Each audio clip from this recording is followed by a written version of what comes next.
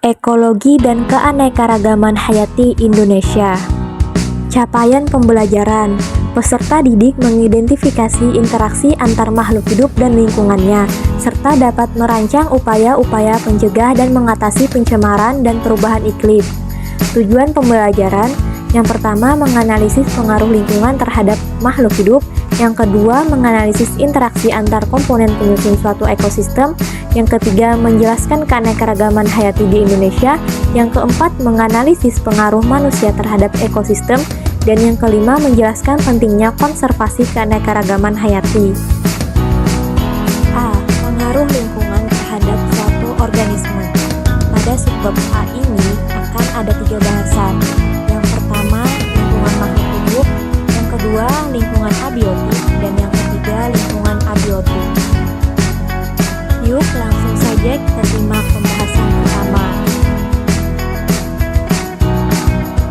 Pertama, lingkungan makhluk hidup. Lingkungan mengacu pada segala sesuatu yang berada di sekitar organisme. Itu dapat dikategorikan sebagai lingkungan tanah atau terestrial, atau lingkungan air atau akuatik. Adapun lingkungannya, kemampuan organisme menopang hidup tergantung pada faktor-faktor tertentu yang dapat diklasifikasikan sebagai benda tidak hidup atau abiotik dan benda hidup atau biotik. Selanjutnya kita akan membahas tentang lingkungan abiotik. Apakah ada yang tahu apa yang dimaksud dengan lingkungan abiotik? Lingkungan abiotik adalah lingkungan yang berisikan benda tak hidup seperti cahaya, suhu, air, kelembapan udara, pH, dan salinitas.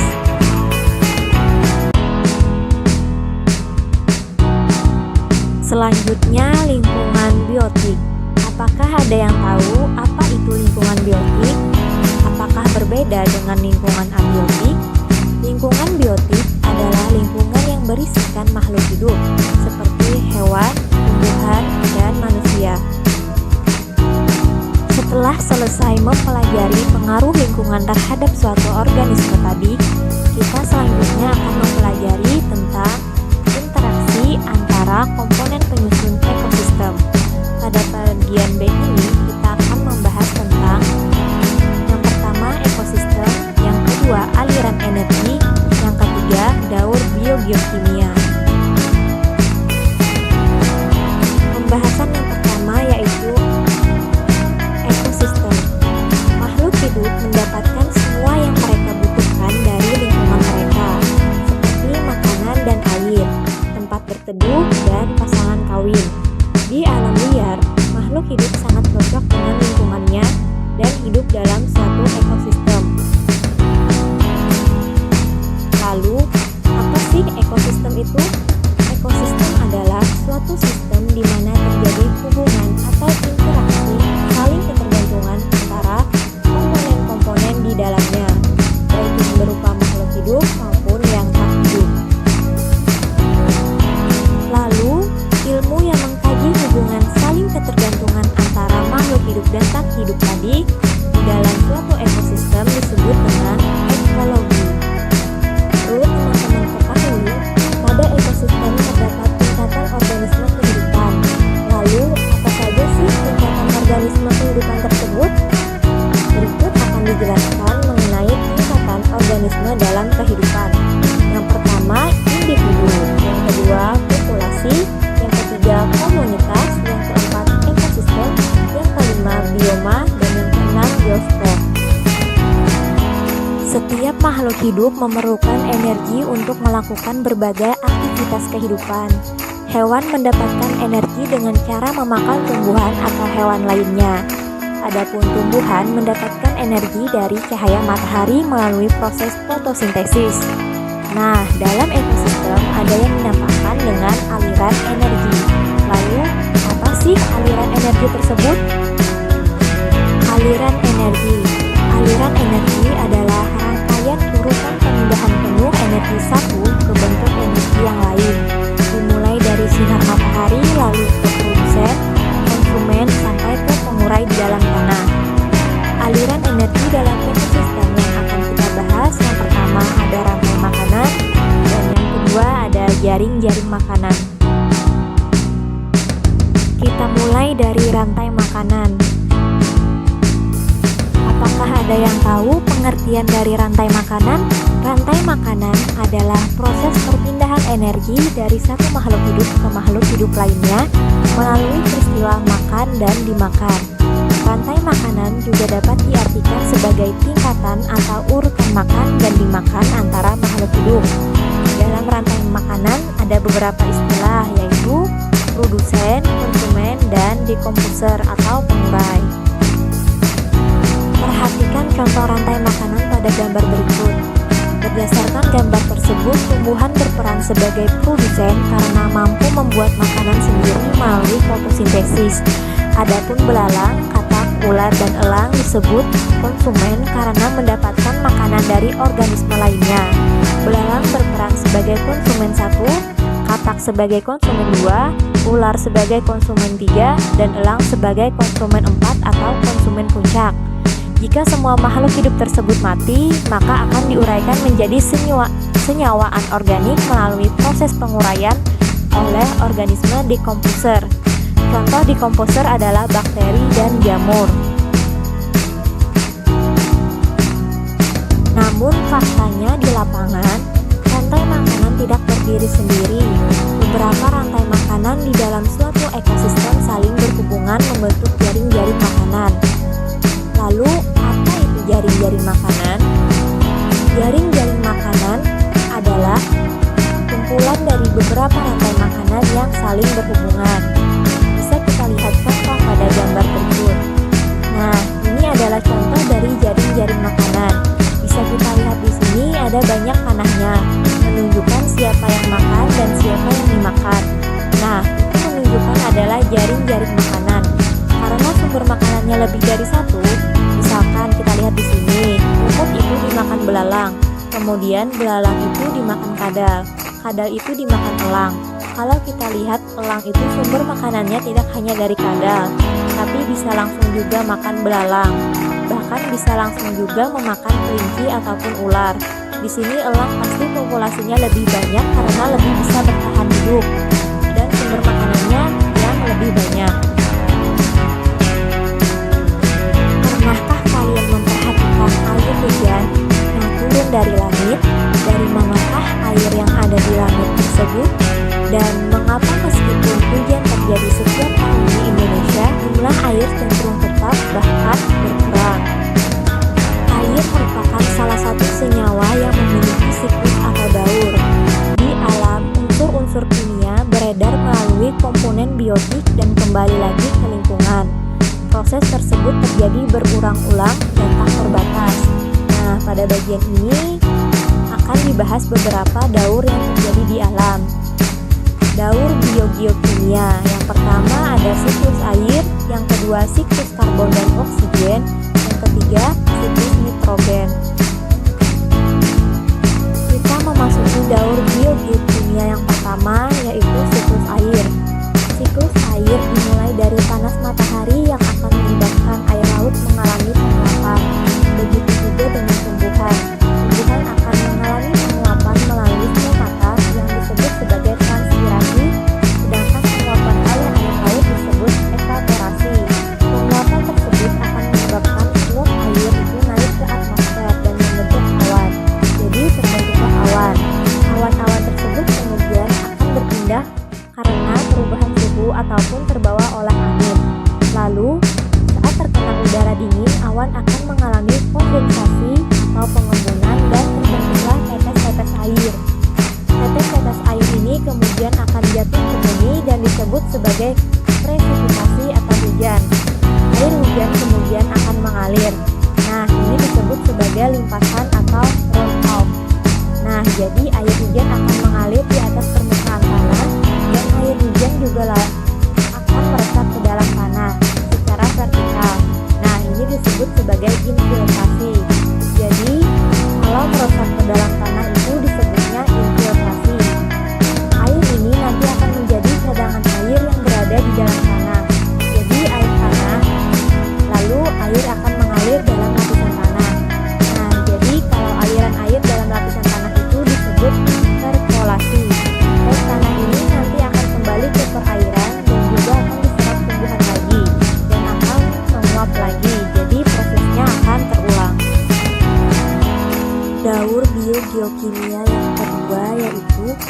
siklus karbon dan oksigen. Karbon merupakan senyawa yang penting bagi organisme. Semua senyawa organik yang menyusun tubuh pasti mengandung karbon.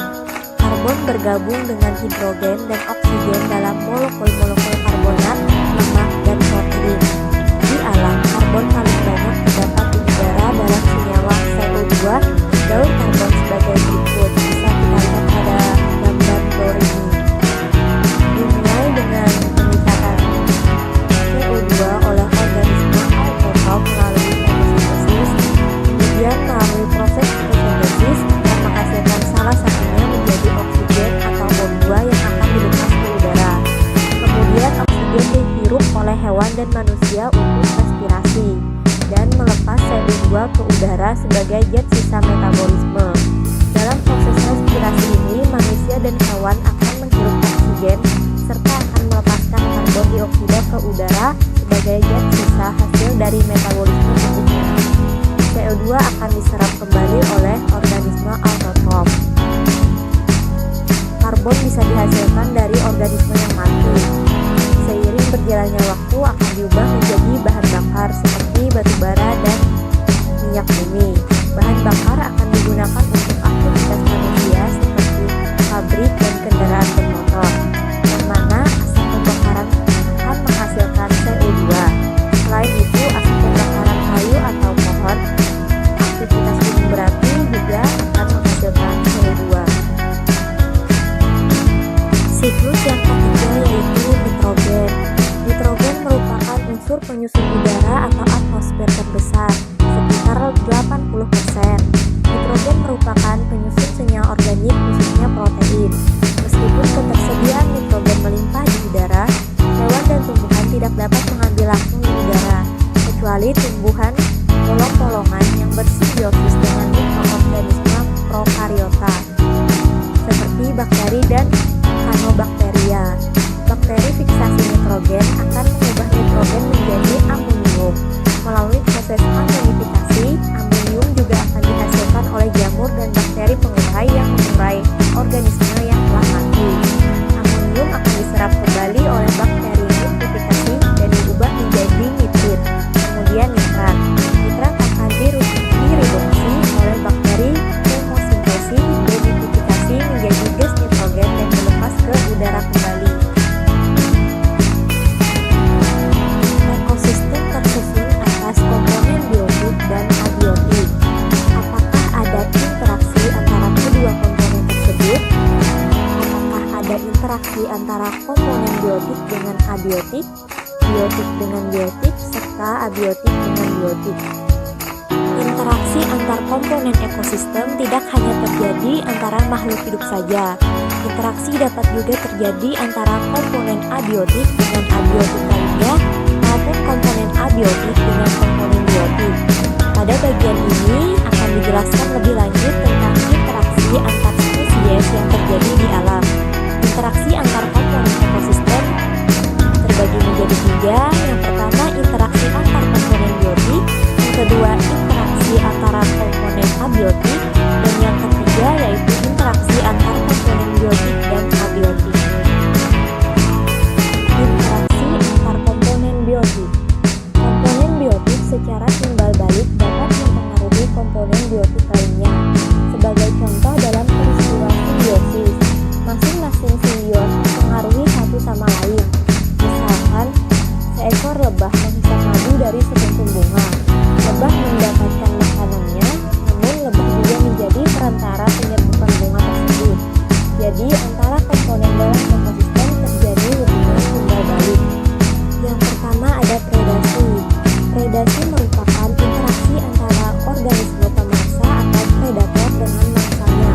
Contohnya, biawak yang memangsa ikan. Yang kedua ada kompetisi.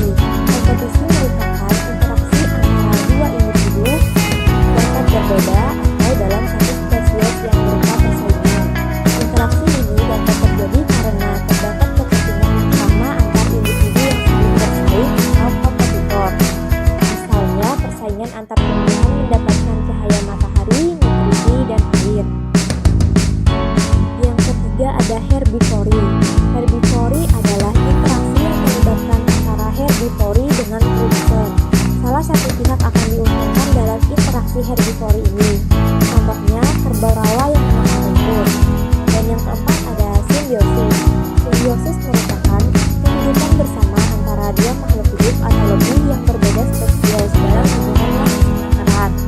Nah, di dalam simbiosis ini kita mengenal ada 3 hubungan, yaitu simbiosis mutualisme, simbiosis komensalisme, dan simbiosis parasitisme. Yang pertama, simbiosis mutualisme. Simbiosis mutualisme adalah hubungan yang menguntungkan kedua pihak. Contoh simbiosis mutualisme adalah lebah hayur dengan tumbuhan berbunga. Yang kedua ada simbiosis komensalisme. Simbiosis komensalisme adalah hubungan yang menguntungkan salah satu pihak, tetapi pihak lainnya tidak mendapatkan keuntungan atas kerugian. Contoh simbiosis komensalisme adalah tanaman sirih yang menempel pada batang pohon. Yang ketiga ada simbiosis parasitisme.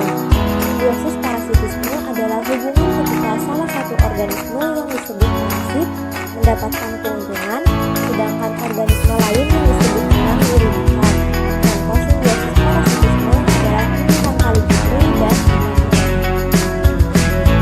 Yang selanjutnya ada interaksi antar komponen abiotik. Komponen abiotik dapat mempengaruhi hubungan abiotik lain secara timbal balik. Sebagai contoh, jika intensitas cahaya sinar matahari yang mengenai suatu peralatan meningkat, mengakibatkan laju penguapan meningkat. Nah, dari peristiwa tersebut terbentuklah awan yang apabila dalam jumlah banyak dapat menghalangi sinar matahari ke bumi, sehingga intensitas cahaya matahari ke bumi berkurang. Di samping itu juga dapat menyebabkan hujan yang airnya kembali lagi ke perairan.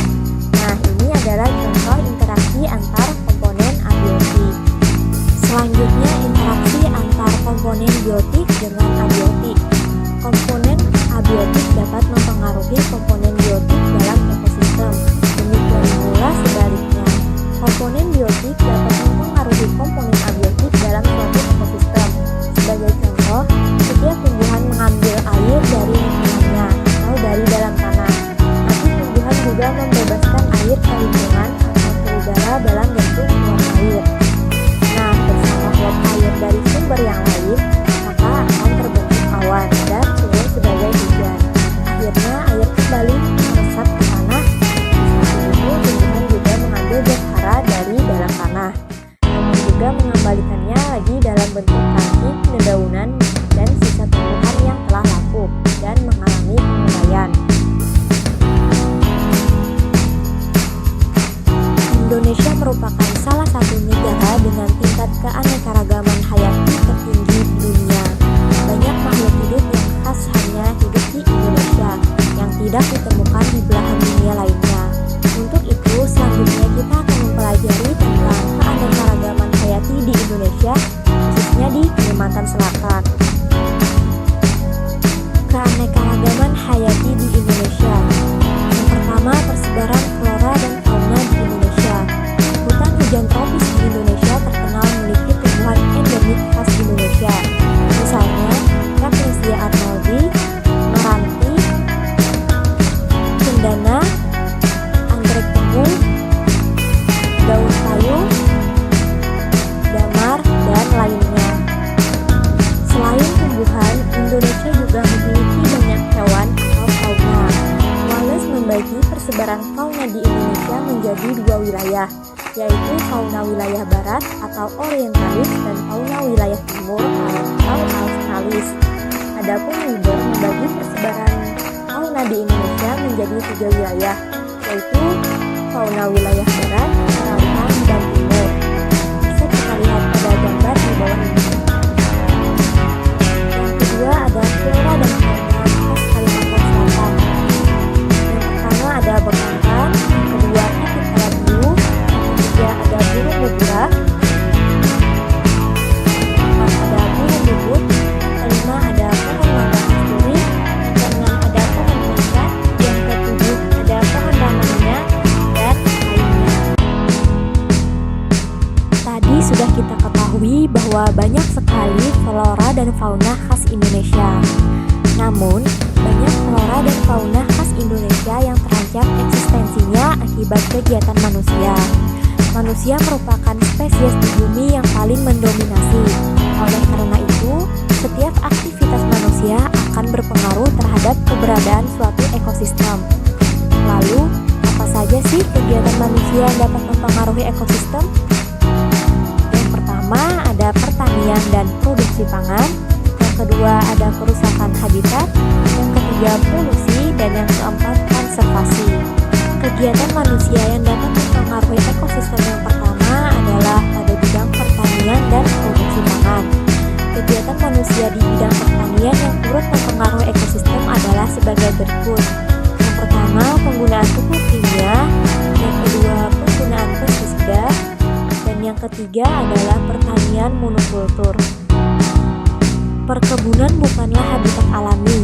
Perkebunan merupakan salah satu faktor penyebab hilangnya ekosistem alami, sehingga turut serta menyebabkan kerusakan habitat. Berikut beberapa contoh alih fungsi lahan yang turut serta menyebabkan kerusakan habitat. Yang pertama ada pertambangan dan yang kedua ada pembuatan pemukiman. Selain menyebabkan kerusakan habitat, kegiatan lain manusia yang berpengaruh terhadap ekosistem adalah polusi. Apakah ada yang tahu apa itu polusi?